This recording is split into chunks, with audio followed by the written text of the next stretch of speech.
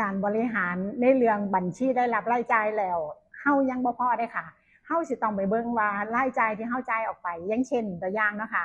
การผ่อนบ้านนะคะการผ่อนรถเฮาต้องรู้อีกค่ะว่าการผ่อนบ้านเฮาทางธนาคารเขาคิดอัตราดอกเบี้ยเฮาแบบใด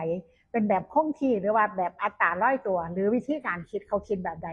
พี่อยากให้ทุกคนกลับไปเบิ่งนะคะว่าหลายๆคนที่ไปเจอลูกค้ามาจ่ายเงินค่าผ่อนบ้านไปเนี่ยลูกค้าบ่รู้เลยว่าเงินต้นใดเท่าใดหรือว่าเมื่อใดมันสิเบิดเฮาสิมีวิธีการจัดการแบบใดค่ะว่าเฮาสิตัดต้นตัดดอกให้เบิดภาระเร็วถ้าทุกคนเคยคำนวณนะคะเครื่องคิดเลขทางด้านการเงินถ้าเฮาคำนวณล่วงหน้าว่า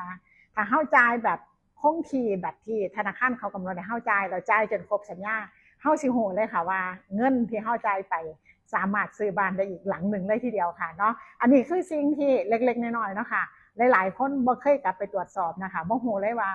การที่เฮาซื้อบ้านไปผ่าน3ปีไปแล้ว1เฮาสิรีเทนชั่นหรือว่าเฮาสิรีไฟแนนซ์หรือว่าเฮาสิตัดต้นตัดดอกได้หลายปานใดล่ะสิเฮ็ดให้เฮาหมดหนี้สินไวปานใดถ้าผู้ใดอยากรู้ข้อมูลนะคะสามารถทักโปรไฟล์พูดคุยกับพี่อ๋อยได้เด้อค่ะ